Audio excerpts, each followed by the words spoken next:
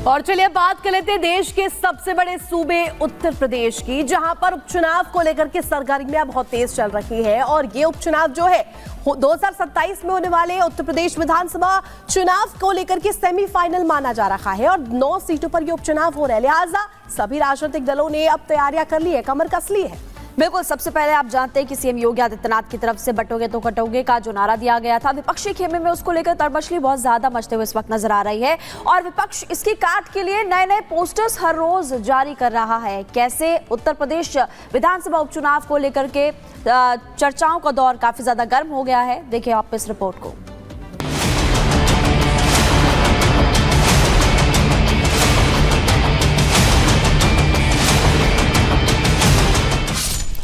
CM योगी के एक नारे से सियासी भूचाल। कटोगे तो कटोगे के नारे के बाद पोस्टर वॉर। योगी का बयान, विपक्ष परेशान। यूपी में होने वाले उपचुनाव को साल 2027 में होने वाले विधानसभा चुनाव का सेमीफाइनल के तौर पर देखा जा रहा है। लिहाजा इस जंग को जीतने के लिए सभी पार्टियों ने पूरी ताकत झोंक दी है। चुनाव के पहले बीजेपी और समाजवादी पार्टी के बीच पोस्टर वॉर अब चरम पर पहुंच चुका है। सत्ताधीश, मठाधीश, बटोगे, कटोगे यूपी की सियासी डिक्शनरी के वो शब्द हैं जो आजकल हर किसी की जुबान पर छाए हुए हैं। या यूं कह ले कि सूबे की सियासत ही इन्हीं शब्दों के इर्द गिर्द घूम रही है। लखनऊ की सरहद पार कर अब इन शब्दों की गूंज यूपी के दूसरे शहरों में भी सुनाई दे रही है। राजधानी के बाद अब काशी में भी पोस्टर वॉर छिड़ चुका है। पार्टी के नेता अपने अपने कार्यकर्ताओं को रिझाने के लिए तरह तरह के पोस्टर लगा रहे हैं। पहले बीजेपी ने बटेंगे तो कटेंगे का नारा दिया। खुद मुख्यमंत्री योगी आदित्यनाथ ने मंच से कहा कि हम बटेंगे तो कटेंगे। लोग बीजेपी के इस नारे का तर्क अपने अपने हिसाब से लगा रहे हैं। इस बीच अब बीजेपी के नारे के जवाब में समाजवादी पार्टी एक के बाद एक नए पोस्टर जारी कर बीजेपी को जवाब देना चाहती है, लेकिन मानो ऐसा लग रहा है सपा के सारे पोस्टर वाले दांव फेल होते जा रहे हैं।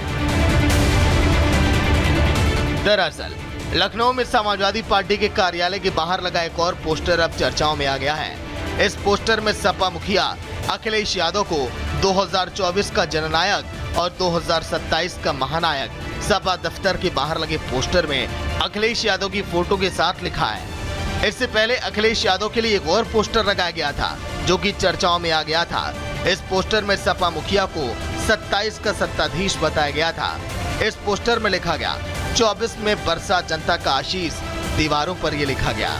इसके अलावा एक के बाद एक सपा कार्यकर्ता ऐसे पोस्टर कई सारे लगा रहे हैं जिसका सीधा निशाना वर्तमान बीजेपी की सरकार पर है। विक्रमादित्य पे एक नया पोस्टर है, इसमें लिखा है कि पीडीए एकता जिंदाबाद। अखिलेश यादव के बारे में लिखा है, समाजवादी पार्टी के बारे में लिखा है, स्लोगन लिखा है ना बटेंगे, यानी बटेंगे हो गए बांटेंगे लिख दिया है। इसमें भी कुछ करेक्शन की स्थिति है। न कटेंगे, मठाधीश सत्ता से हटेंगे। 2027 को सत्ताधीश साइकिल पर चढ़ेंगे। अखिलेश यादव जिंदाबाद। देखिए, पीडीए एकता जिंदाबाद। इस तरह के जो नारे लगे हैं, इस तरह के जो स्लोगन हैं, वो लगातार हो रहे हैं यूपी में। यानी कि जो उपचुनाव है उसमें ना तो रैलियां दिख रही हैं, ना जनसभाएं दिख रही हैं, ना कोई रोड शो दिख रहा है, ना बड़े बड़े स्टार प्रचारकों की अभी कोई सूची आई है उपचुनाव को लेकर के। लेकिन ये जो पोस्टर वार है ये जरूर दिख रहा है। दरअसल मुख्यमंत्री योगी आदित्यनाथ लगातार अपनी सभाओं में हिंदू समुदाय को एकजुट करने की बात करते रहे हैं। हाल ही में बांग्लादेश में हिंदुओं पर हुए हमले को लेकर उन्होंने नारा दिया था, बटेंगे तो कटेंगे, एकजुट रहेंगे तो सुरक्षित रहेंगे। इसी बयान को ढाल बनाकर सपा चढ़ाई करना चाहती है, लेकिन मानो ऐसा लग रहा है कि बीजेपी का एक बयान ही सपा के सारे पोस्टरों पर भारी है।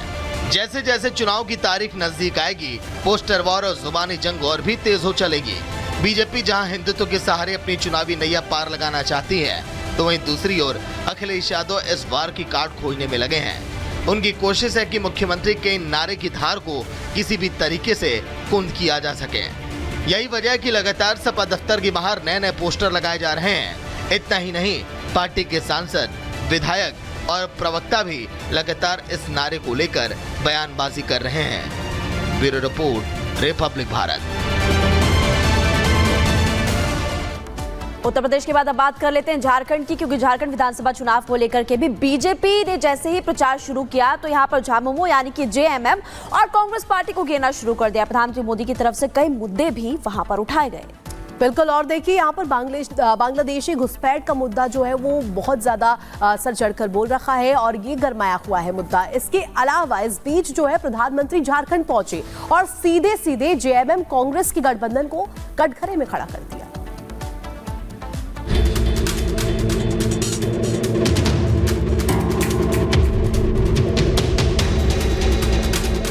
झारखंड में इन दिनों बांग्लादेशी घुसपैठ का मुद्दा छाया हुआ है। झारखंड पहुंचे पीएम ने भी इस मामले को लेकर विपक्ष पर जमकर निशाना साधा। उन्होंने झारखंड में सत्तारूढ़ गठबंधन पर तुष्टीकरण की नीति को चरम पर पहुंचाने का आरोप लगाया और उन्हें घुसपैठिया समर्थक करार दिया। पीएम ने कहा कि अगर उनकी यही कुनीति जारी रही तो राज्य में आदिवासी समाज का दायरा सिकुड़ जाएगा। अगर जेएमएम कांग्रेस आरजेडी की यही कुनीति जारी रही तो झारखंड में आदिवासी समाज का दायरा सिकुड़ जाएगा। पीएम मोदी ने अपनी रैली के दौरान विपक्ष को परिवारवादी और भ्रष्टाचार के मुद्दे पर जमकर घेरा और दावा किया कि आज झारखंड में हर तरफ रोटी बेटी माटी की पुकार। झारखंड में बीजेपी की सरकार की ही गूंज है। ये आपकी रोटी भी छीन रहे हैं, ये आपकी बेटी भी छीन रहे हैं और ये आपकी माटी को भी हड़प कर रहे हैं। राज्य में विधानसभा चुनाव की घोषणा के बाद प्रधानमंत्री की ये पहली चुनावी रैली थी जिसमें उन्होंने आदिवासी अस्मिता का मुद्दा भी उठाया। उन्होंने कहा कि जब बेटियों के साथ शादी के नाम पर छल कपट होने लगे तो पता चलता है कि पानी सिर के ऊपर से गुजरने लगा है। जब घुसपैठ का मामला अदालत में जाए और प्रशासन इसे इनकार करे तो पता चलता है कि सरकारी तंत्र में ही घुसपैठ हो चुकी है।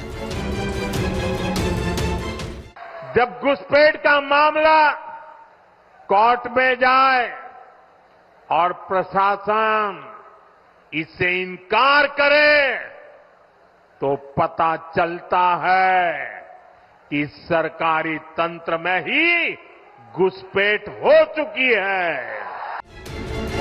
प्रधानमंत्री ने परिवारवाद को झारखंड का एक और बहुत बड़ा दुश्मन बताया और जेएमएम, कांग्रेस और आरजेडी को घोर परिवारवादी दल करार दिया। अब ऐसे में पीएम के इन बयानों का झारखंड पर कितना असर पड़ेगा ये अब देखने वाली बात होगी। Bureau report, Republic Bharat. और एक बड़ी खबर इस बीच बता दें, कनाडा से जहां हिंदू मंदिर पर हमले का विरोध किया गया है और आपको बता दें हमले के विरोध में सड़क पर हिंदू संगठन के लोग उतरे हुए नजर आए। हिंदू सभा ने विरोध प्रदर्शन किया और जय श्री राम के नारे तक यहां पर लगाए गए। और इसके अलावा आपको बता दें जो होगा देखा जाएगा, हिंदू डरते नहीं, ये भी नारे यहाँ पर लगाए गए। 4 नवंबर को हुआ था हमला और इस हमले के बाद देखिए हिंदू संगठन में आक्रोश किस तरीके से नजर आ रहा है।